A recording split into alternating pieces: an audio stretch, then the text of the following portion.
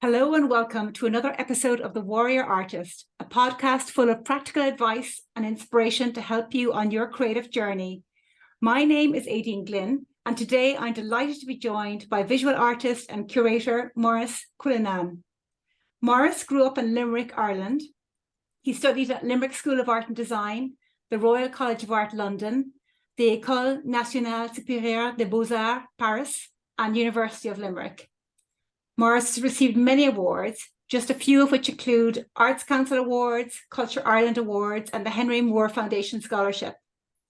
He has exhibited widely, both nationally and internationally, and his work is represented in public and private collections of 34 countries. In Ireland, Maurice is represented by Hambly Hambly and I Am of Ireland. Maurice has also curated and project managed many exhibitions and site-specific works, both in Ireland and abroad, including working with the Sasse Museum in LA, the Limerick Museum, and Ireland's submission for the Beijing Biennale. Maurice also mentors and teaches, and I first met Maurice at a group exhibition in Hambly Hambly, and then later I attended an amazing workshop he teaches twice a year in Artform Dunmore East, Waterford, Ireland. Maurice, hello and welcome to the Warrior Artist podcast. Hello, Edie. It's my honor to be absolutely honored to be with you. Thank you very much for inviting me. Thank you for giving up your time, because reading your CV and what you're doing, you're incredibly busy. You just do so many different things. Yeah, I think one of the things about the art business is you're essentially self-employed. You make something, you have to sell it, to make the next one. So, and one of the great things about the art business is you're constantly you're literally able to hop on a plane and go somewhere. There's always the studio you can borrow or a residency or something going. So the connection is literally the whole world kind of comes into you in a sense as an artist. So the opportunities are out there, and it's just a question of kind of finding them and trying to take advantage of them. You know, they're willingly given by people. There's a huge support for the arts out there. Well, that's amazing. I suppose when we're in Ireland, like, you have to have that international focus. I know even from the workshop you did, it was about international art, that's an interest of yours. But hopping on a plane and borrowing a studio, I couldn't imagine doing that actually personally, because like my paint and my materials. So what do you do? Do you buy new materials when you get there, or do you borrow materials? Yeah, a mixture of both. I mean, essentially, it doesn't make any difference whether the piece is 2 meters by 3 meters or 2 inches by 3 inches. You know, you just put your charcoal, your watercolors, whatever, the small sketchbooks. I have hundreds of small little sketchbooks, just constantly worked on. They're taken, so the name would be on the front of them. Being Hong Kong, France, New York, wherever. It doesn't really make any difference. You just go and just work. The idea is that you're actually making work, and that you're being influenced by I suppose the environment that you're in. The environment you're in. Yeah, for instance, you go to New York. I mean, just the museums, the galleries, the artists over there. I mean, it's just nonstop energy. So it's how do you kind of tap into that energy? I see art as a conversation. It's a visual conversation, essentially, visual language where artists are making images and doing videos, sculptures, whatever, to connect with other artists in other places. And that's essentially where it comes out of. So the size doesn't really matter, or the studio doesn't really matter. The idea is you just have your stuff with you and go from there. I love the freedom of that. I just want to take you back to your art college. I was really struck, as somebody who didn't go to art college myself, the amount of art colleges you've gone to. And I just wanted to ask you, could you share some of your highlights, or what were the best bits you remember out of, or the differences between Limerick, Paris, London? I think one of the fantastic things about art college is the amount of people you get introduced to. I mean, for instance, the RCA, I mean, all the great British artists, sculptors and painters, printmakers, they were all kind of associated with the place. So you get to meet all these people. You probably don't appreciate it as much as an artist, but huge opportunities come out of those. Like I had a job, I did some work for Henry Moore, and I had a full-time job with the studio when I left the RCA, but I decided to go on to Paris instead. Reason I got to Paris was in the college there was a sculptor called Kenneth Armitage, one very famous British sculptor, and he was having a big retrospective in this huge gallery in Paris. So he asked myself and another guy to go over and give him a hand with the kind of the install. And then we met other people there, head of the Henry Moore Foundation at the time, Bernard Meadows. He introduced me to the Ecole des Beaux-Art through another guy, Maxime Adam Tessier, a French sculptor, and it just kind of took off from there. So it's kind of non-stop rolling kind of contacts. And the thing is just to kind of just take them and see where they go. The other thing I really enjoyed about art college as well as making, so I trained originally as a sculptor, but I also did print and painting. But I suppose my main passion was drawing all the way through. But the curation came up my first year of art college. I just saw these with exhibitions happening everywhere, and so I just get a group of us together, put a load of work into a van, take the stuff off to the exhibition. More than likely they wouldn't sell, but you just take it back. And then there were artist seminars, there were sculpture seminars, all these different kind of things happening. There was no money around, but at least you're out there meeting people, and you're literally hobbling from pillar to post, really. We set up an artist studio in Limerick called All Plus 10 Sorts in what was now our Ormston House, and again we had exhibitions there of young artists. So again, it was kind of just promoting us, getting us out there, us meeting people. They were kind of the really exciting things about art college. When you go into the studio, I suppose after all the colleges and the education finishes, it becomes more like work. You've got to produce a certain amount of work for specific projects, and whether curatorial projects or projects, group shows abroad, whatever. But it's interesting, but it's not as interesting. Probably not as exciting. Say going to China was really exciting. That was a project that came up through a gallery I was with in Hong Kong. And when the first experience was going from this really cool ultra modern place, Hong Kong, into China on this wooden train, and this lady came up with this giant barrel on wheels with just eyes floating in water, and that was the dinner served on the train. So it was, from then on, it was just really it was just an eye opener. I can't remember the name of the town, the city we went to, but it's the place where they copy all the European paintings. So you streets lined with Michelangelos, you had Rembrandts everywhere. They just copy any size, whatever size you want, and it was incredible just to see that skill. So those kind of things, you take that information and bring that back to your studio after that. So it's I suppose there are many. I mean, they're just small stories. Paris was absolutely incredible. I was living in the Irish College for the first year. Before it was renovated into what it is now. And I remember one night, one of the things about the art is you don't make any money, but you make enough to keep yourself tipping over if that's what you want to do. And I had absolutely no money, and I was going for a walk with a friend of mine, a famous Irish art critic, and he bought this giant merguez. It's a big kind of sandwich with meat and vegetables. Oh yeah. It was a full meal. And I had 30 cents on me. I bought the remains, when they sell off the baguettes at the end of the day. That was my dinner. So, I kind of decided after that, am I going to stay doing this or not? So I thought about it for a long while and said, okay, this is what it's going to be like. Just stay, just stay with it. So it's a semi-epiphanic moment. But it's all worthwhile. Just constantly just kind of tipping over. One of the So sorry, constantly tipping over what the financially is it, or financially making work? Yeah. It's amazing the amount of artists that give up and they give their stuff to you. They give their paints, their materials, or they just had it. They can't do it anymore. So you'd end up with a ton of stuff from different people. A lot of it wouldn't be great, but I mean, again, it's stuff to kind of keep you going. My main interest has always been drawing, and I've always been able to sell drawings. So so the drawing is what you'd sell, and that would fund everything else, is it? Yeah, absolutely. Yeah, I mean, I'm obviously selling paintings now and sculptures. The thing about sculpture was I studied bronze casting and stone carving. I mean, you work 6 months on a piece of stone, you need a crane to lift it. A bronze, I think it was about 1,100 quid per square foot to actually cast the stuff. It's just really, really expensive. So you'd end up making it from wax. Then the wax would turn into encaustic painting. So they were constantly sort of feeding each other backwards and forwards. And another brilliant thing about the art world, it's incredibly social. It's about people introducing you to other people all the time, and it's about taking part in that wider conversation. And it's extraordinary the places you get invited to, and the people you get to meet that you would never get to meet in any other business. Like really. So it's your entryway into the world. And I was so struck what you were saying about drawing, Maurice, because when the first paintings I saw of yours were in Hambly and Hambly, and I would have seen them as very much abstract paintings.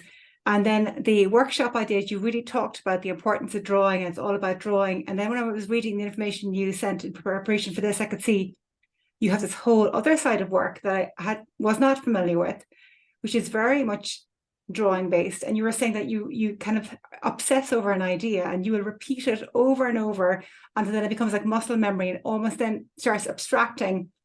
And you have these series of like war horses and figures, and they're so different to the paintings I'd seen. And I was just really struck by that. And you talked about you always bring your charcoal with you. So that's your beginning of your process in the studio. Do you always start with drawing? Always start with drawing. I remember when talking with Henry Moore, he was giving me sort of quick drawing lessons, and he said, learn to draw, learn to look. You can make sculpture and painting anytime. And he said, always keep a drawing program going in the background, because drawing is looking and collecting information.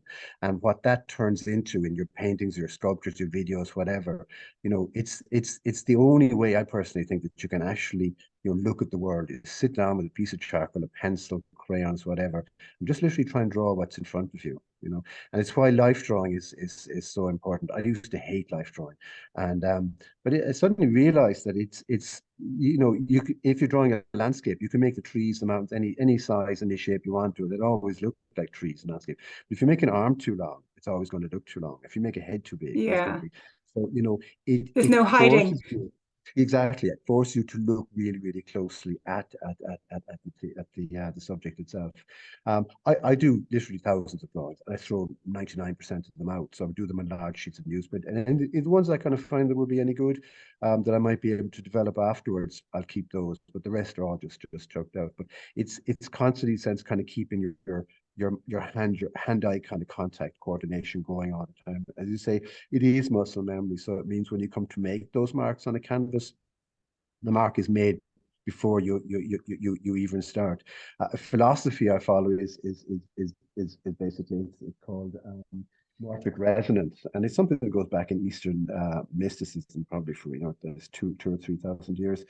But a French psychiatrist, philosopher Henri Bergson in 1909, basically, I suppose, put all that information together, that morphic resonance is essentially that we don't store our memories, our experiences in our brain. They're actually stored in time, and we tap into them. So it leads into an understanding of intuition and things like that. It's been greatly expanded upon today by Dr. Rupert Sheldrake, who has got into a lot of trouble. He's had his TED Talk banned, and because scientists really don't like what he's saying, they believe the stuff is stored in your mind. I like the idea that it's not stored in your mind, that, through the muscle memory and through the experience of making stuff, you're tapping into something that's much wider than what we are. It's like when like Proust, when the smell brings it back to a place in time. Marcel Proust, or like music is so powerful like that. If you hear music and it brings you back to that time in your life, I suppose all your senses do link to your memory. And I certainly agree with you. Painting does bring me back to places, especially when I started painting. And like you wrote about your first experience, one of your first memories about being on a horse. And now horses are this total symbol in your work that you use for drawing. So they're obviously meaning more than that horse. They're about all your memories of horses and all these sculptures. So you might be drawing a horse, so someone might just buy it as a drawing of a horse, but there's so many layers of meaning in it for you. It's like a metaphor, I think, for you. Completely. I mean, I grew up with horses as a child. We had one Oh, horse, but our friends had lots of horses. So the job as kids basically exercising them and cleaning out. I used to buy and sell is this in and sell. Limerick, Morris, that you had Oh, Limerick, horses? yeah, yeah. It was the country when I grew up, but it's not the country Yeah. anymore. But I suppose another fantastic thing about the art is you're constantly having to learn stuff. So I was invited by the Hunt Museum to pick a piece for from the collection for an exhibition there. Naomi O'Nolan, she was head of collections. She was retiring, so it was the last project that she did. So I picked Leonardo's bronze horse from the collection. So I started to do research on horses, on war horses. His bronze horse was basically made for it was a competition between himself and Michelangelo as to who would produce a large depiction of the Battle of Anchiari, which happened on 29th of June 1440. So, and the only section of Leonardo's piece that we can see at the moment was copied by Rubens. So we've got his version of them. But I found out, there were two different types of horses that were used. There was destriers and courtiers. The destriers were these giant Frisian horses. They were probably about 18, 19, 20 hands high. They carried a knight fully armored up. The horses were armored up. So you had these things literally coming at you. They were like the modern kind of tanks really today. The courses were the more the special forces one. They were kind of for light raids and stuff like that. So you learn all these kind of historical things. And it's like, how do you put that information in? So when drawing the bronze horse, and I found a drawing in the Royal Collection, Windsor Castle in London, that Raphael had sorry that Leonardo had done. And Raphael had copied one very, very similar to it. So I was able to go into those. It was really interesting working from models, that are 500-600 years old, and you're kind of connecting back through that time. So it's as well as making stuff, this incredible journey you go on of learning and I suppose engaging with history, which is one of my favorite subjects. And that's a privilege to be able to go down that tunnel and you're sort of exploring. And you like that's a big theme for you, military history and horses. And then there's the burn work. Like I think that work behind you, for those who are watching, Morris, is these circular canvases with these sort of markings that could be pieces of stone or they're abstracted. And I know when I did the workshop with you had these small oils on that were much more like, I suppose, like landscapes, semi-landscape, and this is much more abstracted. You're like zoned right into the bricks itself. And why the Yeah. circular shape, actually? I'm just interested, but is that Um, deliberate move away from yeah, the rectangle?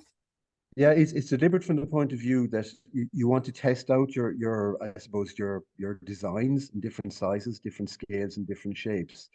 Circle is really hard. Or the Italian word for tondo is really hard to work on. So you have to, in a sense, turn it into a square before you can work on it as a circle. A rectangle So you is the always like same. make it big and crop into the circle, decide your Exactly. composition. Yeah. Absolutely. I used to do really long, thin landscapes years ago, and Yeah. there was a great market for them because, people who, collectors who had lots of work, there was always a space over a doorway. So they would always fit over a doorway, so it's like, so it's amazing. Or I suppose there's the thin ones are great for like ends of stairways as well. The kind of but absolutely, also this absolutely, awkward wall. exactly, absolutely. Yeah. And Was that an always be accident how that facing. happened, or was that like a market you tapped into? It was a market I tapped because I was told about it. I was at the Pepper Canister Gallery I was with at the time, and Antoinette was saying that this man had bought one, and he loved it for over the door. And she said, "Do you have any more?" And I said, "Yeah, I can make some more." So she marked it as art for over your doorway. So it's quite good that point of view. Well, if it sells and it keeps you in art supplies, and that's great. Oh, it did. The Oh, it was circular ones, yeah, fantastic. they're so these paintings Absolutely. behind, they're just your process. So you start with drawing, you always start with drawing, and then do they always move towards paintings? Is that your goal, or do some of them just remain as drawings and they never process any further? I think most remain as drawings. Some go on to I'm Okay. actually going back into doing sculpture. And I'm working with wax, and which will Are be you cast directly in bronze. bronze? Yeah, and then Are you doing horses, the or what are others, you doing? there'll be mixture. I'm basically I'm trying to work. I suppose the idea of putting the what I've learned from studying the burn into what I've learned from studying Leonardo's pieces. When I went back to do an academic MA in University of Limerick a few years ago, and my thesis was how the American soldiers, mostly American soldiers in Iraq, videoed the war from their helmet cams. So basically, and my thesis was there. Artists have always been invited to go to war zones and to study. I was going to go to Afghanistan. I applied for it through the British War Museum in London. But a couple of weeks before, I was kind of put my application properly in. This French photographer, he lost both legs and an arm in an explosion. So I kind of thought it's probably best not to go there. But the thing I learned mostly about all that was that how movies don't really depict what war actually is like. It's really messy. But that information I was able to feed back into my studies of the burn. One of the best books I ever read was the Special Forces Guide to Escape and Evasion. Sounds bizarre, but what it does is it teaches you how to look at the land, what to see, and how to operate within the land. And I was able so when you're in the that burn, you're surveying it like you're a soldier, and you're looking at like places you could hide or evade, or so you're not looking at like an artist. You have a whole different. Exactly. Yeah, but interesting enough, I was wondering how you were going to link up Afghanistan to the burn. Exactly. Yeah. But bring back to that. So you did your thesis on the helmet footage of soldiers, and when I read that, it reminded me of I studied French, and this lecturer was talking about the Gulf Wars at the time, and he was saying, how do we really know it exists? We've only seen it through footage. It's like this whole I suppose this something between us and the actual event. And I suppose soldiers, they're probably only observing it through footage because they're all like, they're internal, so it's not they're not really viscerally in the landscape, so it's everything's at a remove and being filtered. I'm sure the colors will be different. And how was your thesis about that from the point of view of art, or was it like what was your analysis about? It was the point of view of art, because you say if you look at William Orpen's paintings and drawings from the First World War, they're extraordinary, but they're in the 21st century. They're kind of almost, well, we've got so much technology going out there that they're kind of removed in a sense. They work fine, and they'll probably work well in Bakhmut and places like that in Ukraine at the moment. But the thing about them was, I was looking at, say, war movies. I was looking at how artists were, I suppose, recording their experience back in war zones, and the information they were giving against the information that, say, soldiers were collecting on their headcams through firefights and stuff in contacts and stuff like that. So soldiers see the war, they're trained how to look at the landscape, how to deal with the situation. Artists aren't. So how do artists look at the information given by the soldiers? So it's and in a sense, the warhorse drawings, I was able to feed that information back into them. I was able to give the chaos, the uncertainty. Like, there's a famous thing in the military that the best paid plans go to crap as soon as the first shot is fired. They're really, really messy. Whereas if you look at a war movie, it's incredibly well choreographed. So it's about strategy and. Yeah, was this more contemporary ones might show the messiness more, but I suppose it's still. Yeah, but their job is essentially to make a movie within 120 minutes or whatever it is. Yes. Whereas the other thing goes on a lot longer. And I was able to get in contact with people who had fought out there. Now that's actually gone on to another project I'm working at the moment with the American poet John Brantingham, a friend of his, Ken Armstrong, I think his name is. He was a Vietnam vet, but he became a psychiatrist, and he deals with soldiers who've been traumatized with PTSD. So that we're working. I'm doing the visuals. John is doing the words, and we're working with Ken basically to produce a project feeding all three about post-traumatic stress disorder and these soldiers. Yeah, absolutely, and how we kind of, and I suppose how we exist in the world, So it's not about us just sitting down and kind of copying something. It's like what actually is out there. How do we connect it? Which is what I really like about morphic resonance, is that it's not really there. It's resonances that our mind, like a television set, like the old-fashioned terrestrial television sets or whatever, are able to decode the information. So, you know, it's trying to put all those kind of things together in the I work. was so fascinated to hear about that collaboration you're doing with the poet. So that when I was going to ask you exactly how that works, you've answered that. So you're doing the visuals and he's writing the poem. So is it going to be like an exhibition? Is it going to be a book? What are you thinking of? It would be a book and an exhibition. Um, I I I was invited to put a painting into the September 11th memorial exhibition. They have one every year. This year was in Houston, and so my piece I did that was I called it Agony in the Garden. So basically, I went back to Christ and Garden of Gethsemane and how he must have agonized over his, you know, imminent death. Same as kind of soldiers the night before the battle, like, you know, are they going to survive? Are they going? So I was trying to kind of connect the two together.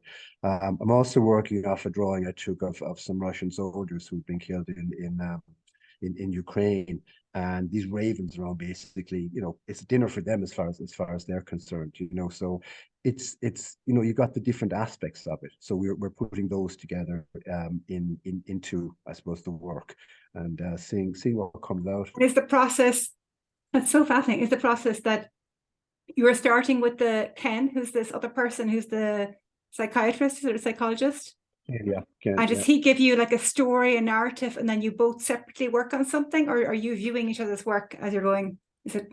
I think he's the way it's working out at the moment. He's kind of doing more of I suppose the analytical side. You know, he's kind of making comments and suggestions. So he's almost kind of an Is arbitrator this in a the sense. poet? Is it This is the psychiatrist, and the yeah, psychiatrist?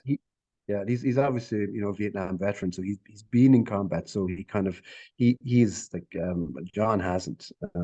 So, you know, it's like how, you know, in a sense what Ken is doing is kind of arbitrating the information, that the visual information with the textual information, and kind of seeing where that comes from. It's difficult to kind of say at the moment because, you know, we don't want to put any parameters on it because we'll mold it into a specific thing. Whereas if you just let it run until it naturally concludes, then, you know, we can look at the information, assess it, and kind of see, okay, what have we got here? How are we going to do? But the ultimate thing will be a book, would be an exhibition, and possibly a video as well. So you know, we'll just kind of see where it goes. And that's the thing I like about these things. They're open-ended, but they keep your mind going. So you're constantly researching stuff and kind of seeing, well, you know, how does this information kind of operate with new information I got from, you know, a podcast from Ukraine or wherever, you know. I can see that you love this kind of collaborative approach, and it's sort of what you talked about, how what you loved in art college, and you found a way of making that happen in your practice, because so many artists talk about, you know, working on their own in their studio, creating these work and then putting on the work, where you actually are engaging with people all the time with your work and you're creating these collaborations. Like one of the exercises you did in the workshop I went to was really interesting, reminded me of something I would have done in primary school, where somebody started working on something and then it passed to the next artist, and everybody touched and did something to that work, and it went all the way around, and it came back, you got back your original piece that had so many layers and things done to it. And as a group, then we looked at the work and you could identify absolutely who had done what mark or what color or what thing, because everyone had their own. But it was a very interesting experience because it was giving up the preciousness of your own work. You were allowing people alter it and touch it, and that's something I think that, you know, we're not really taught, or I certainly had never experienced that. It was a lot of fun as well, and it did make it fresh. And I know you've I think you and Eamon Coleman were doing something similar. Maybe it was this over lockdown, where you were going to send each other work by post, and you were each going to alter the work, and it was going to go back and forward. And I thought it seemed like another version of this. It's a really interesting idea that you would, because your work is quite different as well. So that would have been a very interesting. Was it? I want to ask you, was that going to be one piece or two pieces that were going back and forward? And what was the idea? Yeah, Eamon was working from a book of fish drawings that he got from a guy in Australia, and I was working from, I suppose, essentially the Hunt drawings. And so we've known each other for many years, and we've discussed, I suppose, theories and, you know, the whole kind of the idea of art and music and literature and everything over the years. So in a sense, he was trying to find a way of visually putting together all these kind of different strands that we've kind of discussed over the years. Now, unfortunately, Eamon got sick. The exhibition did go ahead, but it wasn't exactly as we planned because of that. So fingers crossed, we'll continue it on again I think it's afterwards. a great idea. I just love the idea, and like you're two contemporaries and two friends, and then you're creating this new work between you, which is different to both of you, like this third element. And you're also collaborating with an artist, or no, sorry, with an artist, a dancer in the States. Emily, yeah. Tell us about how that came about. It's like all these things. It's amazing that things just kind of they just happen or they show up or whatever. You know, it's the thing. It's But obviously you're saying yes to all these opportunities as well, Maurice. They're showing up and you're going, yes, you're going for it. Absolutely, yeah. You do, well, yeah. I suppose you have to assess them and kind of decide. Is like, am I able to do it? As in, like, I mean, is it kind of beyond my technical skills, whatever? So I had an exhibition in the Struhl Art Centre in Oma last summer, and at the opening, this lady was there and she was looking at the drawings. So we got to talking, and she said to me that the patterns of the mark making to produce the figures are very simple dance movements. So we kind of came up with the idea of she was going to choreograph a piece based on the drawings. So again, that's kind of out there. We're emailing each other, kind of discussing it and things like that. And just again, seeing where it comes from. What I'd love to do is be able to tie that back into the poetry project and kind of see what. Back into which, sorry? Into the poetry project with John. The poetry project, John Brantingham. Yes. Yeah. So because movement just kind of and well, I could see even your lines in your drawings. Something I was just wondering about doing lines with her canvas, with charcoals, or is she just dancing on her own? Yes, well, the idea was, well, I suppose one possibility we came up was basically she was going to do the drawing on the floor with the paper, the floor be covered with huge sheets of paper, and we just kind of work off charcoal from those. It's a very simple idea. I think it'll probably end up a lot more complex than that. But again, it's just kind of a starting point and just kind of seeing where it goes. If for instance, you're walking downtown somewhere and you come across a wall with loads of graffiti and kind of vandalism and things on it, your mind will be able to analyze the marks and the different information you're going to get from those marks. So in a sense, the dance movement will be analyzing the marks and saying, how can they be translated into something else? And I'm looking at the movement and saying, well, how can I translate those back into something else again?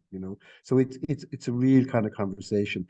In a sense, it's the journey, the conversation is the thing that really interests me more so than the actual finished piece. Because when the finished piece is done, it's kind of like it's done, it's kind of over, and that this all the the learning and possibilities have kind of concluded. So you kind of like to keep it going because it's always giving you new possibilities. And to do this, do you always have multiple projects in the go so that when one ends, then the next one is starting, so that you keep stimulated? Yeah, absolutely. It's one of the fantastic things I love about curating group shows.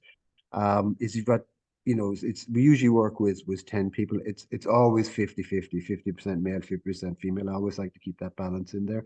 And it's basically you've got all these incredible talents out there, and everybody's got their facilities, their approach to different things. So you're trying to connect them with other projects that are going on wherever the exhibition is going to go on. And so in a sense, it's a lovely way of learning how other people see the world, and then how other people see us as Irish people. It's a constant learning again, and stuff that comes up in, say, a group project might be able to be fed into, say, a poetry project or dance project or a film project or something like that, So you're keeping your mind open all the time to how you can, reconnect, rechannel stuff and kind of see what will come out of that. And your creating is amazing, because you started off in college, like you were talking about, like gathering work in a van and just putting it up there for 2 weeks and then bringing it back down, and it was just that kind of camaraderie. And now you're viewing it as more of a process of engaging with the community, and also about things living on longer than the project, which is actually what you're talking about with your work as well, about having this legacy or an ongoing consequences beyond the work. And you said as well that you want artists that can communicate, that it's not just the work themselves, that they're all also able to engage in some way with the community. It's really how do you do that? Like, is this all where you've been invited to these opportunities, or did you approach people and say, I have this idea? How does it happen? Usually at curatorial. this stage, yeah, usually at this stage, thank God now I'm actually invited to do stuff, which is great. What I think one of the things is that you have to carefully choose the people. You might have artists who are really, really good, but you realize that they won't fit in the project. For instance, a few years ago we were doing this large project in a particular country, and one of the people we invited for had huge political views against what was going on in the country. And we kind of said, well, that's not really what we're about. So you couldn't take that person, so you have to kind of find people. I Wow. mean, I'm not saying people shouldn't demonstrate, but it was the wrong platform for doing it, so we And did you weren't happen to find that out, or did that come out in the no, conversation that when you were person told me preparing? straight off, Okay, basically started haranguing it's me very about fair. the whole thing. Yeah, there and then. But the thing is, I don't like art to be political because you're taking stands. I mean, we're essentially communicators. If you have a problem with someone, you say it within your work. But when you start to be overtly political and angry, you're putting the rest of the group in danger as well. You're taking it away from the platform that we were originally invited to. I'm not saying you should kowtow to whatever's going on in different places. We all have views on different things, but the important thing is, you can make your statement without shooting somebody, if you know what I mean. So, I suppose everybody looking at a piece of art is going to have a different response and different view as well. And what are your thoughts about your interesting thought about titles? You were saying that they can be helpful, but they're often done after the work, but there can be a window as well. Do you ever know the title at the time that you're painting or at the early stage, or is it always afterwards for you? always afterwards. Yeah, to be honest, I haven't a huge amount of interest in titles, and if you look back through my Instagram site, you'll see a lot of stuff has changed as if different things they got involved in. Like the piece is still the same. I love poetry, especially the poetry of the Japanese 11th century poet Han Shan. It was probably five different guys, kind of like our St. Patrick was probably three different people. But basically, what he did was he wrote four or five kind of 6-line poems, and he would print them and cut them onto rocks and different things like that. And he left them all over this what they call the Yellow Mountain in China. It's where Chinese landscape painting came out of. That sounds like an And art installation. exactly, that's exactly it. Absolutely. So I took his information and basically I started to write on the paintings and put letterings on the paintings. Because if you go to You started Hanshan, to write on your paintings. yeah, Is it? absolutely, yes. So it became, they're not just a painting, they're more. So and that came from in China. They would print a poem on this giant boulder in red, so you can. And I can't read Mandarin, but you can read the poem, So in a sense, the idea was that it's a connection between the person, the poet, and the place. So I was looking in on that as a possibility to I suppose further develop some ideas and things I have. So I've been putting text and stuff, but the text is usually hidden in the paintings. It's buried within the layers. You will see it if you look for it. Okay. So So there might be glimpses of it, so it's not overt. It just yeah, comes and goes in the absolutely. layers. Yeah, And is this your own absolutely. writing, or are you taking poetry from somewhere else? Different things. W.H. Auden, T.S. Eliot would be my favorite poems. The American concurrent war poet. Oh God, what's his name? Brian Turner. What extraordinary stuff he fought in Iraq. Actually, extraordinary stuff. It's Han Shan would be another one. It's just there's just something poetry in a sense is very like a painting or drawing. It's all these emotions, all these images, all condensed down to one little form. And there you get it in one block, and then you can literally just like a seed, you just pour some water on it, it starts to grow from that. Whereas a novel or it's much more obviously much more developed. There's more different types of information in it, and so my titles and things would come more from poems and different experiences. But as you know yourself, titles can be really misleading. So sometimes deliberately so, but other times you kind of want it to be more, I suppose, to give another window into the piece. It might not Yeah. necessarily be part of this, but it's an element in tandem with the actual piece.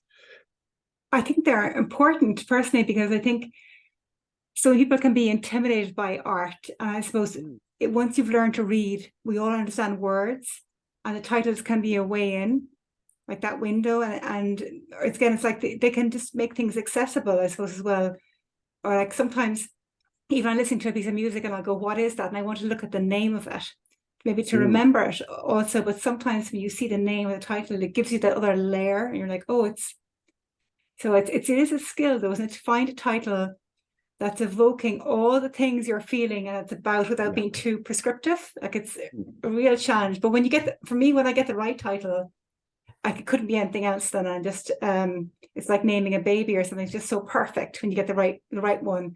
And it does add, a good one. I think it gives another layer. But sometimes I find they come to me, maybe because I study literature, sometimes I'm painting, the title comes while I'm painting it. The painting might be finished for a long time, but I know the name because I know what it's about, and I might write it somewhere. Yeah, it's kind of like looking into the painting's soul in a sense. You find these words inside there, and you kind of say, okay, you've just stated there long enough. Now it's time for you to kind of come out, and you'll go hand in hand with the piece on the wall.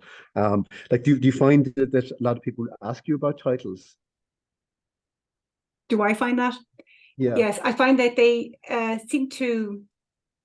Yes, or they might buy them because the title is. So it's like my version of the tall painting or the long painting over a wall. Like, I had somebody bought it, this painting, I painted at a hill view, and I can't remember the exact title, something magical about this hill. And she bought it for her husband because he proposed to her when they walked up a hill. And it was like, their 60th wedding anniversary or something. So it was a title. She bought it for the title because the meaning that I felt had come through to her. So sometimes it happens like that. I don't know, or just, I did a whole series of paintings when we were in lockdown. It was all about how we were stuck in this small little area, but how nature exploded. And like, nature was vibrant. So I found there, I call them my walking diaries, because I was walking and the paintings were my diaries, and nature was just so vibrant with the lack of pollution. And there were all these, I could, even in my tiny little route, I could still find something new every day by looking. Or I might do a series, the way it might be 1, 2, 12 on the same title, because they're all part of the same feeling or theme. And so when you move from drawing into your studio, to do that. Sorry, it's much more exciting. It's much more exciting and creative for you with that connection between the person, who's looking at it and potentially will buy it. That it's that window, that lets them into your piece. Like, especially as we're both kind of abstract painters in a sense. That it's people can look at it as, oh, I don't understand that, whatever. But the title will kind of help. I think it's important. I think it does. I think, or even sometimes a really good label can give you another layer. In a museum where they have a very interesting label and you get some more information, it's all information, it's all that learning. It can be helpful or not helpful, but words, I think, have a power. And even what we're listening to, the news and all that, we were talking about the war and Ukraine, all that going on, all of that, we're feeding into it all the time.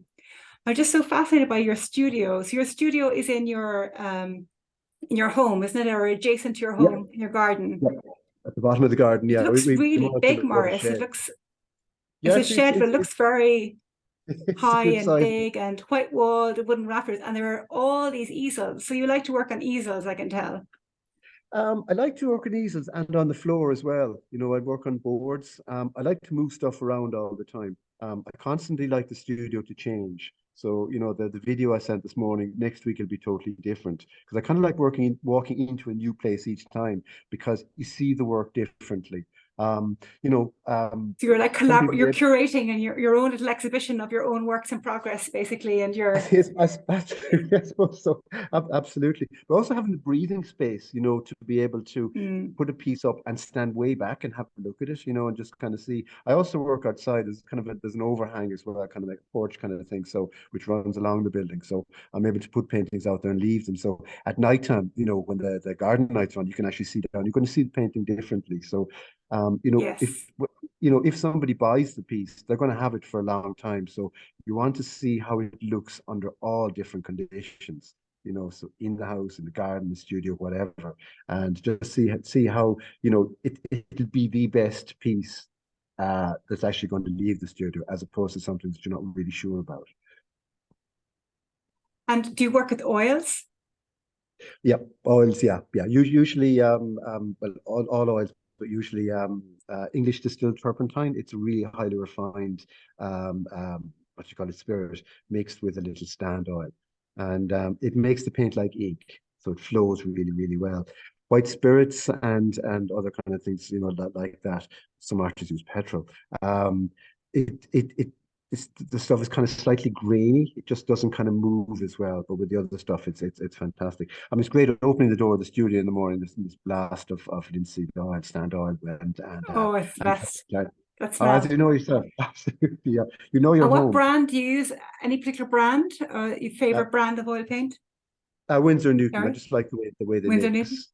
Yeah, yeah. It's I'm struck by your palette. So you obviously a lot of monochrome, which comes from your love of charcoal and drawing.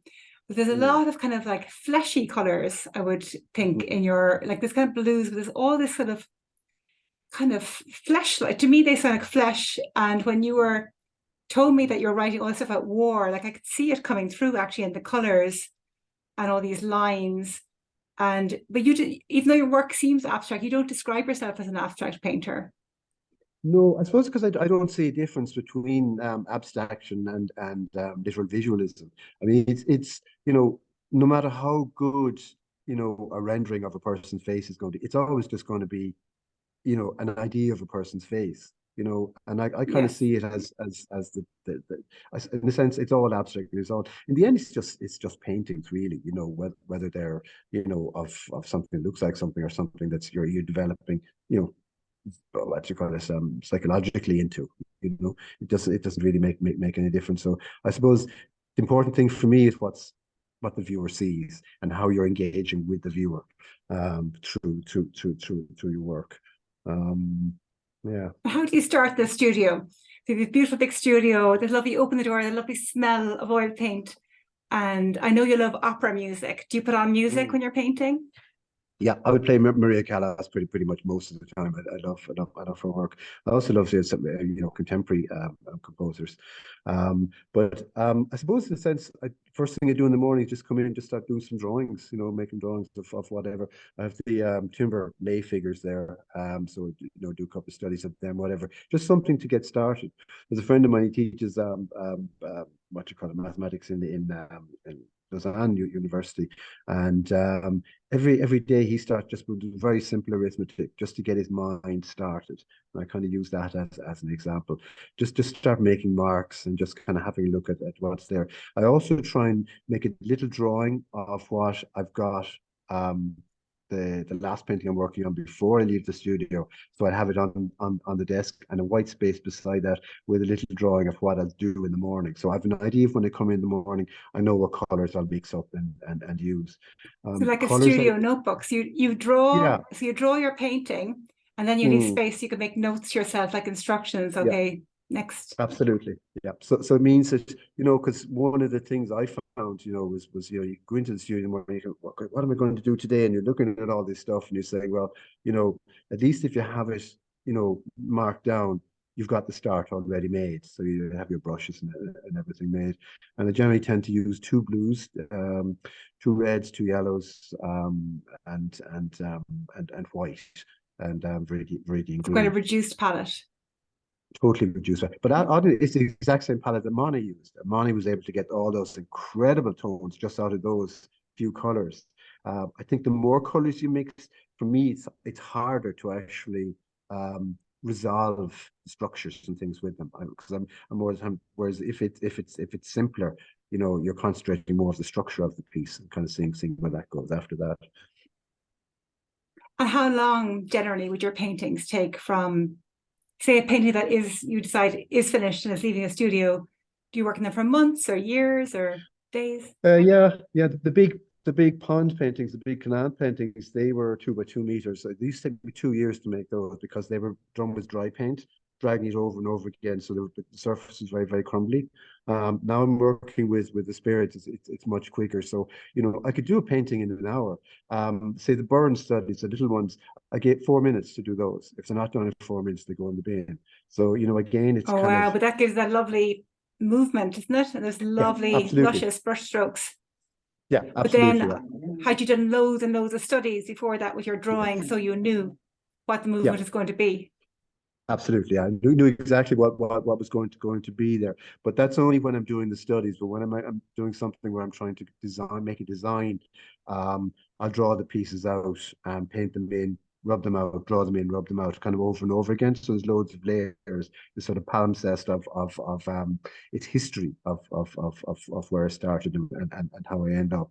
So and that's what I kind of like at the moment, is to see, you know, but so the viewer has an entry point. So I'll always kind of direct, kind of like Cézanne's trees, where he directed the viewers into the Chateau Noir or the Mont Saint Victoire. And I'm trying to do the same in a sense with my piece, but just using kind of abstract-ish marks and seeing how they actually do that. And do you ever remove those top layers to get back down to the layers underneath it then as well, or is it always adding on top? Always adding. If it's not working, I'll throw it out. So I throw out most of the stuff I actually make, because it's Really? there's a great sense of freedom doing that, because it means that, you know, the next one you start, you'll have all the problems from the previous one, but you'll be able to solve them hopefully on a white surface, you know, to start off again, you know. So you'd always start with a white surface. You wouldn't paint over a painting that didn't work. No, I used to underpaint everything in red. Now I'd kind of draw in red, maybe to start off with, or that kind of violet, that dark kind of violet I'm using. So you draw in red and then you paint. Yeah. Why red underneath it? For that life? I think the paintings I saw had that red ground. Yeah. It's one of the oldest ways of drawing. There used to be stuff called red gold, red earth, which is, and then the old masters would put gilding and stuff on top of those, out of silver or gold or whatever, precious metals on top of those. It basically makes everything sing. Cézanne, for instance, used ultramarine blue for his drawings, but watered down to almost like watercolors, and he fixed his colors so the blue would make the other colors vibrate. You know, it's kind of going into color theory and stuff like that. So mine would be much more cruder, using reds, a mixture of the two reds.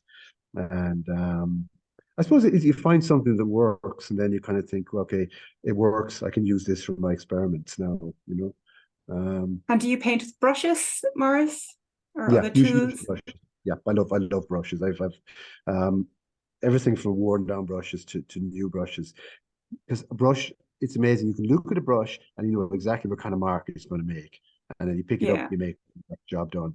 Guy goes back in to be washed off again or whatever, you know. So yeah, brushes are fantastic. I love brushes. I got some fantastic brushes in China, great big kind of sweeping brushes for inks. I remember being in the shop Were these the ones Shanghai. used for calligraphy and stuff? These kind of big brushes. Absolutely. They're and like use them to paint with? Oh, no, I know they're far too precious. They're made of horsehair. I used one once, and it took me nearly a week to wash it out. It was because I used oil paint in it. It was crazy. But I remember being in this art shop in Shanghai once, and suddenly there was a flurry of activity. Everything in the middle of the floor was swept aside and taken away. This giant sheet of paper was rolled out, and this elderly gentleman with beard and kind of longish hair came in, and he looked at it. They gave him this big sweeping brush of ink. And he just kind of dipped it in, made his mark, and everyone just stared at him and clapped. And then he just went off. But you know, he'd spent almost his whole life trying to get to that point. And brushes are like that. They're that kind of conduit between the person and you know, the idea, the material, and everything. They're like that kind of this flash of lightning or whatever that puts the whole lot together. That's why I love brushes.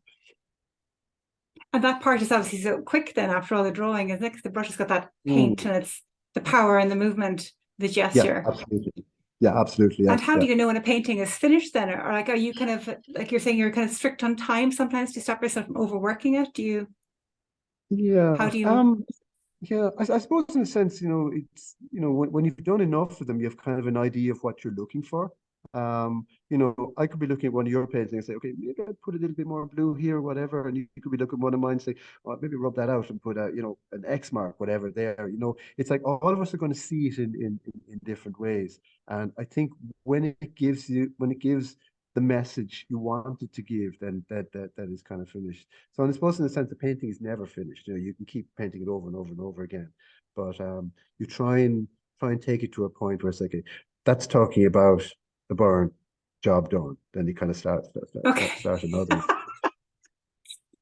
Job done. I love that. And how do you manage all the different jobs you're doing? Because you're painting, you're curating, and with curating, it sounds like it's managing other people and money and all of that. How do you manage your time? Like last year, you said you did 22 projects, which sounded incredibly busy. And you said this year you're going to try and do less. So are you saying no to work so that you can devote more time to the process? Like, how do you manage all the time? Yeah, you kind of have to, because I'm doing a project with Hambly and Hambly with Kira Hambly, and the Sasse Museum to make a book. I'm working, also be having a show there at the end of the year. As also as Kira's project of the 10 artists going out there in May, June. So I'm involved with that as well. So basically I'm cutting So back things. you're curating for them, and you're also doing a solo show out there. Is that what you said? Oh no, I'm not. No, Kira's doing all the curating. I'm just part of the project. But Part of the group. as yeah, part of the group, yeah. But And as what's part your of the group, solo show? Is it the burn work, or what work are you showing there? no, it'll be probably the horse drawings. It'll be something out of the horse drawings. That seems to be the way I'm kind of connected, but I can't figure out how to do it. I'm stuck. So it's like, who knows? And do you have, what's your deadline? Like, how do you, for that to be Probably completed? November, probably for Okay. that. It's far Yeah. enough away for the moment. It is, but you know the way things creep up. It's suddenly there. Yes. And I can imagine the shipping and the bringing stuff out there, like obviously the deadline, Yeah, and you work on it's paper as well. Sometimes that would be easier to transport, yeah. roll, and It would absolutely, yeah. Well, all the drawings are done on A1 sheets of paper and something AO as well. So they can easily be rolled up and then framed out there. That's not. But yeah, shipping is insane expense these days, because most shipping companies don't want to ship art, so they're going to always quote you on a higher number instead. and So do you it's say it's something else? Like you're sending a gift or something, or do you always say I'm sending art? well, you describe whatever it, like you say, if you send us in post, I just roll it up and send it in the post. But you can't put a price on it, because I mean, essentially No. it's valueless, as far as the Yeah, post you is just hope concerned. it gets there. Yeah, I've never lost a piece ever in many all my career. Sending stuff by post. Um, this Christmas it was slightly slower because of the volume, but it got there. So no, the posts are fantastic. I've Yeah, I like. you can't But if beat you, them. yeah, absolutely, yeah. I mean, we've used DHL, FedEx, all the courier companies. Like the last one we sent to China was done by a private company in Kilkenny, and he gave us the cheapest rate. A pittance compared to what DHL wanted. They wanted 16,000 to send the work out there for the group show, but we got it much So cheaper. that's coming up. So you're working on that. And what else have you got coming up, Maurice? I've got a show in Vienna, and I've got one in Geneva, and I've got what else have we got? The rest are just kind of curatorial projects that came up with the So you've got museum. three shows yourself, three solo shows this year. Yeah, yeah. That's Now I a have the lot. work done for them, so it is. Oh, have It's a lot. you? Yeah, yeah. So it's a question of just kind of basically what happens when the show is over, when the show is up, I forget about it completely. I move on, and I always try and get at least three possibilities, three outcomes out of a particular show. Otherwise, it's not worth doing, because When you there's say no point. outcomes, do you mean like further exhibitions or? Yeah, for further exhibitions, further kind of talks, further ways to use the information that's there. Like these days, there's no point in putting work up on the wall and kind of saying you've had a show. You've got to use it.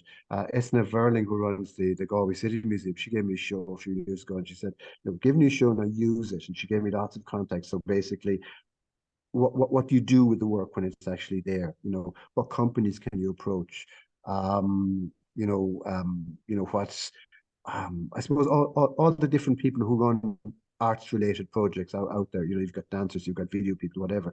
You've got the whole thing. So how do you connect in with them? So it's part of something. It's not part of you're just putting stuff on the wall. For instance, a lot of the international projects now, they cost X amount of money to put on. But the thing is, they're worth far more money to Ireland coming back through us, I suppose, promoting Ireland through our work outside there. And that's one of the things we forget about culture here, how important culture is outside Ireland. Yes. It goes into the millions in terms of the cultural value of us, as artists. And I mean all the arts writers all the way across the board doing our stuff outside Ireland. So I'm fingers crossed Yeah, and it will Ireland be. has that reputation, doesn't it, for the arts? People have these We're incredible. associations with yeah, Absolutely. Yeah, absolutely. not Yeah. always And visual art, but they have some. Yeah, there definitely is I remember certainly in Paris, when I lived there, we were talking about our time in Paris. I rode on the coattails of the Irish stereotype. I got invited to a lot of dinners. Absolutely. But isn't it amazing the stuff you get invited to, like when you're involved in the arts, Yeah. people just want to meet people who are or writing or whatever, and certainly some seriously interesting dinners and occasions. Like a friend of mine, what you call it, she worked for a lady who worked for Sonia Rykiel, and so we get invited to all the fashion shows. I mean, Oh, that wow. was that was just that was just amazing, as Actually, Maurice, as that's a an artist. collaboration for you now.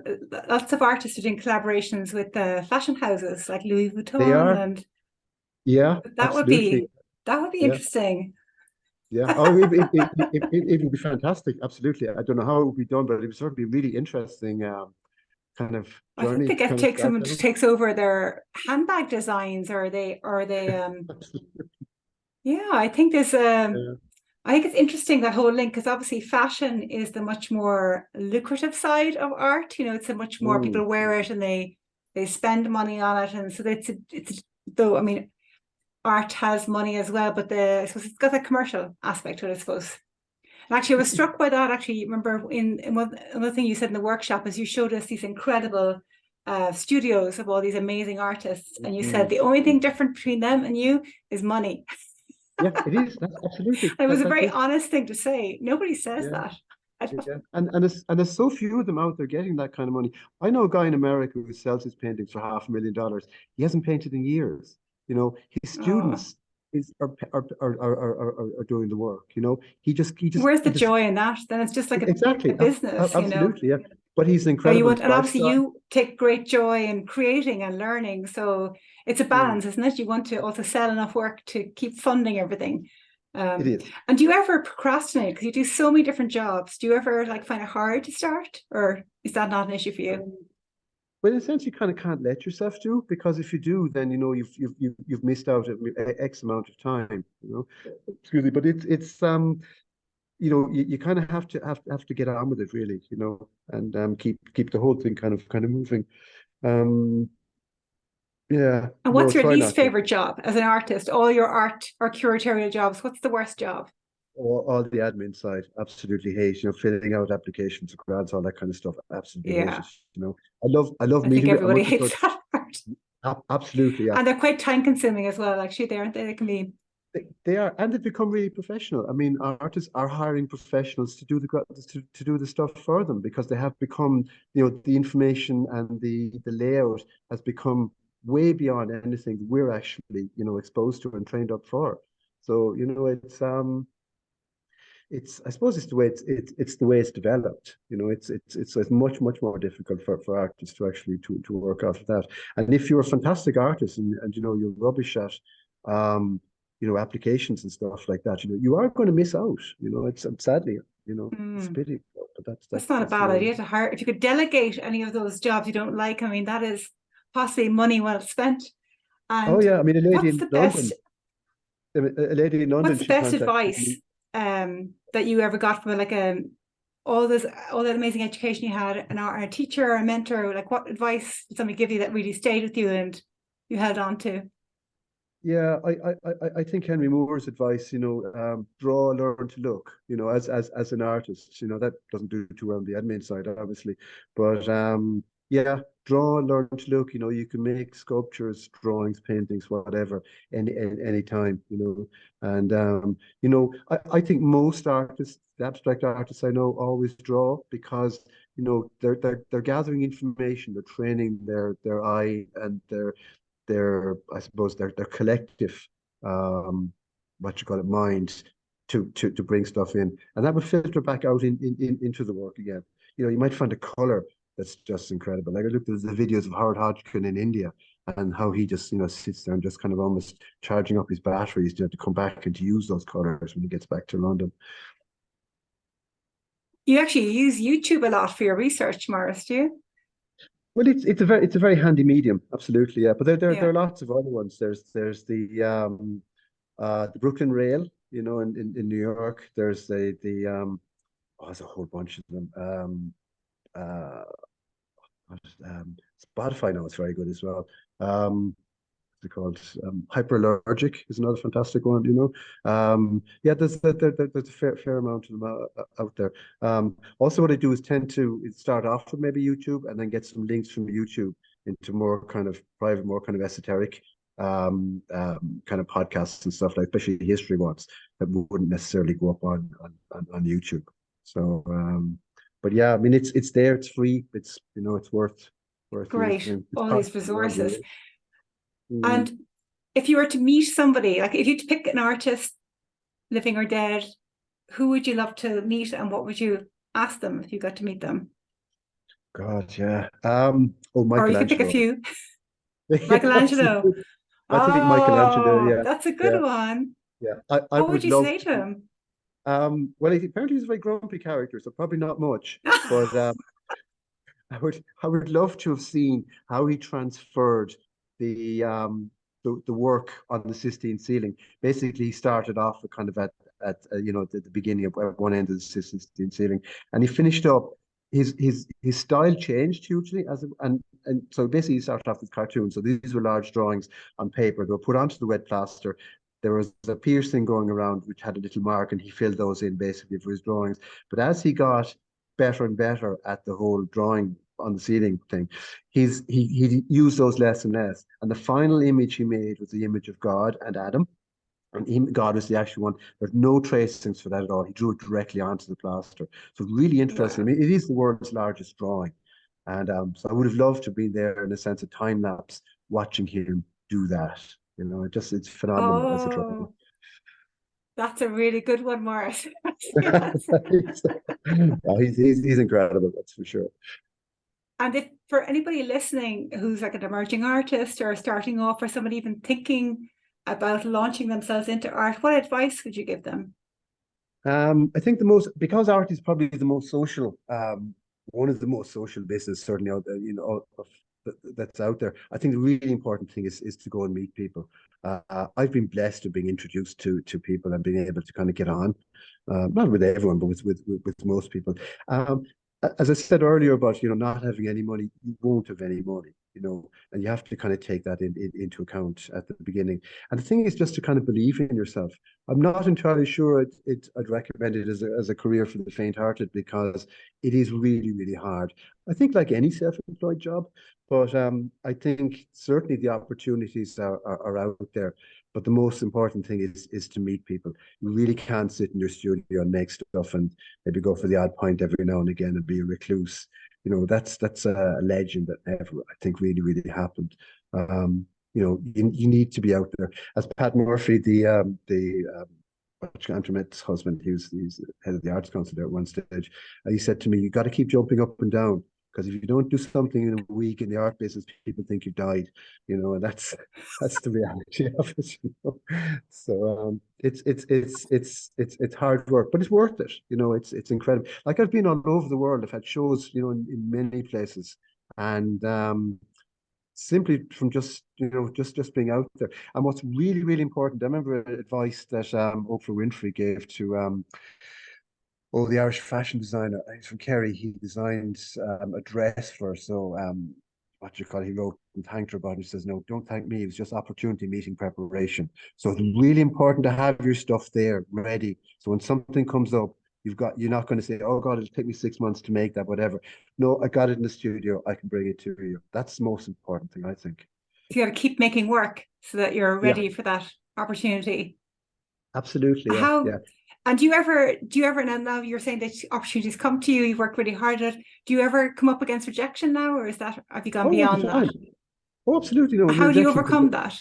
Well, you just move on, I mean, because if you You were just to move stop on. and kind of think, "Oh God, I really wish that, that Michael would have taken my work or whatever," I feel devastated. I mean, so what? He'd take somebody else's. It just didn't suit him at the particular time. And that's all the reality of it is. I mean, And it's is that your perspective as a curator as well? Because obviously you're selecting yeah. people, you're giving them opportunities, but you can't select everybody. So how do you switch to that mindset of being the person who may be doing the Yeah, rejecting? It's hard. Yeah, I got into a lot of trouble over a show I did there a while ago, and Oh, people wanted to be in it, and I got a lot of abuse, from people. But I think the thing is, really? yeah, I just simply said, but it didn't it didn't happen this time. One of the things I try and do as a curator is have other people out there who make the final decision. So I can put it together, and they can simply say, well, they're the people on the ground who are operating in this particular city or wherever. And they'll say, well, XXX, whatever will be fine. You know, person B is not suitable this time around for it. So you have to, That's a you nice have to, line. you have That's to, a you have nice to, you line. have So to that's a very soft way of saying no, not right this time. So you're giving them that bit of hope. yeah, I'm also very absolutely, yeah. clever to have somebody else involved in the giving the bad news, so it's not all on you. Well, yeah, well, it kind of had to get that way because, unfortunately, I remember this, I was at a show there a while ago, and a couple of artists came out and said, like, oh, there's nothing happening, nobody's doing anything, whatever. And I says, why don't you just get off your arse and do it yourself? It's like, Yeah. that's what you have to do. You're self-employed. You have to go out there and, make the stuff and then kind of move it on. And it doesn't always happen. Most of the time it doesn't. But, you have to kind of at least be out there. And if you're on your horse riding along with your stuff, then you know, it's something will happen, and it always does. Thank God. I mean, it's great. So you jump up and down and say, I'm here. Remind Yeah, people of you. I suppose absolutely. Instagram is a way of doing that as well, isn't it? Because you can keep showing up there and saying, I'm here and this is what I'm doing. And who Yeah, knows, maybe somebody will see it. yeah. And are Oh there yeah. any uh great books that you've read that you'd recommend? Maybe art or non-art related. You mentioned a few there. Yeah. Well, oddly enough, I bought Macbeth again recently. I did it for my leaving cert about a million years ago, and I'm reading it. It's fantastic stuff. It's a It short is little book. fabulous. Yeah, absolutely extraordinary stuff.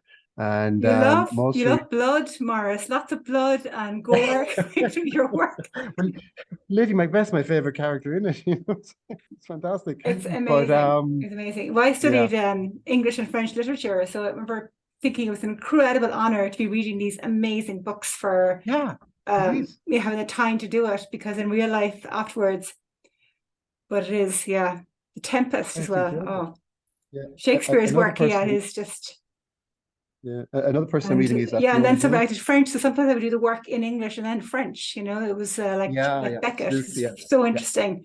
It's like a And to see painting how in a different way. How exactly, yeah, he to see how the two different cultures, kind of relate to it. I'm also reading Fiona Hill's There's Nothing for You Here. She's an analyst. She worked for a number of she's British, say the but title again. I missed that, Morris. Fiona Hill. She's what you call it, her book is called no, There's Nothing for You Here, and basically it's I suppose it's a history of the contemporary geopolitics. Absolutely fascinating stuff. She worked for Obama and Bush and something before that, but she's incredibly knowledgeable. Brilliant podcasts and interviews on YouTube, especially about the current conflict in Ukraine. Well worth to listen to if you're interested in what's actually going on in the world, how we got from where we were to where we are here, and how we ignored so many of the markers along the way, deliberately or whatever. Worth a I read. can see you're always learning. There's so many things that are Yeah, constantly feeding in, and you love that side, don't you? yeah, The but I research mean, part. absolutely. But that's the business we're in. It's about learning and what you do with that information. It's like you may go to India and you look at it, extraordinary ways of how fabric is dyed or woven or whatever. You say, well, how am I going to incorporate that into my work? So it's And do you ever write yourself, Morris? Because or is it all the work visual? yeah, I wrote some short stories. They were woefully pathetic. I sent them into the Francis McManus war, and I never, never got even a reply. So I binned them. Kind of Oh, thing. Not really? an artist, yeah. But I, apparently I, the I, rejection in the publishing world is even higher than the art world. yeah. So I hear absolutely, yeah, yeah. No, I'm definitely Oh, not a writer.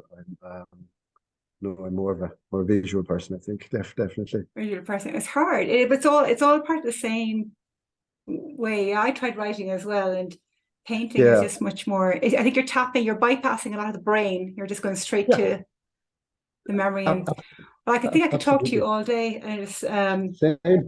so interesting to hear all your projects, all you're doing, and all your story. And I just wish you the huge continued success with all your painting projects and your amazing solo shows and these incredible collaborations, and maybe stay in touch and let us know what happens with them. I'm just fascinated to see what the outcome will be, and all your curatorial work as well. Maurice, obviously I'm going to share images and information on the show notes for anyone who's interested in any more information, but if someone's listening and they want to look you up, how can they find you? I suppose the Instagram is the easiest one, Maurice Quillinan on the Instagram. My website is being rebuilt at the moment. As we discussed website design there a while ago. That's you'll have to say, is it mauricequillinan.net? No, just mauricequillinan.net is my website, but it's down at the moment because it's rebuilt. I eventually I got asked a web designer to do it because it was just so hard, and they say stuff is intuitive. It's ridiculously hard, But, and you have so many years of material, you see, Maurice, to put out there as well. Maurice sent me, for those listening, Maurice sent me for research his short CV, which was 21 pages. Sorry about that. That was a short one. I was like, I have no idea how long the long one is. If that was the short CV. Probably a few more pages in it. But thank you so much. And and also Maurice teaches for anyone interested in going to his workshops at with the Artform. If you got something coming up there, contemporary sampling. November is the next one. Yeah. Do you teach there twice a year? Usually I'm just doing the one this year, November. I'm trying to cut back on everything because I found I was just too extended. I did 22 projects last year, 24 the year before, and it's just you can't really use the opportunities that arrive. When there's too many things. As soon as one done, you're immediately into the next one, so you can't really. Particularly if you're trying to create 3 opportunities from each project. So then. Yeah, absolutely. Have you ever considered taking on an assistant or to help with all these things? I'd love to. I can't afford it. Eamon Coleman told me that most of the money for the endowment for the arts in America goes to artists to pay for their assistants. So I mean, wow. Yeah, which I thought was extraordinary. So I'd take that on board. But no, I couldn't. I certainly couldn't afford to have. So you're trying to carve out more time for your own creative work then, and less of projects going out. Yeah, I concentrate on kind of nice, juicy projects. I'd probably, fingers crossed, if the war. They all sound juicy. Yeah, juicy and bloody. They're good. They're bloody, exactly, absolutely. If the war in Ukraine finishes, we started a project in Ukraine just before the war started, so hopefully that will continue. Oh, really? On. Coincidentally. Yeah, absolutely. Yeah. No, I was over there just before the war started, and so it's a project between Ukrainian people working in culture in Ukraine and people working culture in Ireland, and we actually continued it along throughout the last year, but on a different level. In fact, it was really good because it's mutated into something really much more interesting than what it actually started off as. So fingers crossed that will go ahead then. And that'd be so fascinating. Something that started before the war and then will continue. I know you've done lots of exhibitions also with Ukrainian artists, and you've got something coming up with children's work in Ukraine as well. Yeah, we had a show in the Limerick Museum. It was children's art from the bomb shelter. So the Ukrainian government basically collected children's art from Mariupol all the way up to Lviv. So we showed a selection of 34 of those that came through Ambassador Larisa Garashko, who's the Ukrainian ambassador in Dublin. So we showed those there, and they were really deeply moving, to say the least. How kids, mostly primary kids, kind of saw what had happened to their lives, how they're destroyed. At the moment, there's 2 Ukrainian photographers in the museum, and they have documented their life in Limerick since arriving here last March. So oh, wow. And they only met after the invasion. They're both from Kyiv, but they didn't know each other, and they ended up on a bus, and another bus, another bus, another bus, and eventually ended up in Limerick. It was really interesting to see how the whole process actually worked. So they're documenting the life in Ireland, not just what happened in Ukraine. It's life as a refugee and. Exactly, yeah, absolutely, yeah. You know, all the people they meet, and you know, we've brought them into kind of the art world here, and both are fantastic photographers, doing really incredible work. But as one Ukrainian what you call it, artist, Maria, just I can't remember pronounce her second name. She said culture is survival. You know, it's if you don't have your culture, you just won't survive as a people. You know, it's and you know when you see how you know how much importance they put on culture there, we kind of say we really should do the same because in the sense we have it maybe easier or whatever. That's fascinating. Oh my God, you're doing so many juicy projects. I love it. But thank you, Maurice, so much for your time, taking time out of your really busy schedule. And I'm wishing you so much success with all these amazing projects. And I would love if you'd get back in touch. Maybe you could talk again when some of these have finished. So I'll share links to Maurice's work and his photos. And thank you so much for listening to this episode of The Warrior Artist. Don't forget to follow or subscribe. And if you have a few moments, I'd really appreciate if you could rate or review, as this helps others find me. I'd also love any feedback or suggestions for future episodes. If you want to see more of what I'm up to, I'm on Instagram at Aideen_Glynn. That's EADAOIN_GLYNN. And through my website, aideenglynn.com. Wishing all of you listening all the very best with your creative journey. And remember, you are a warrior artist. Thank you.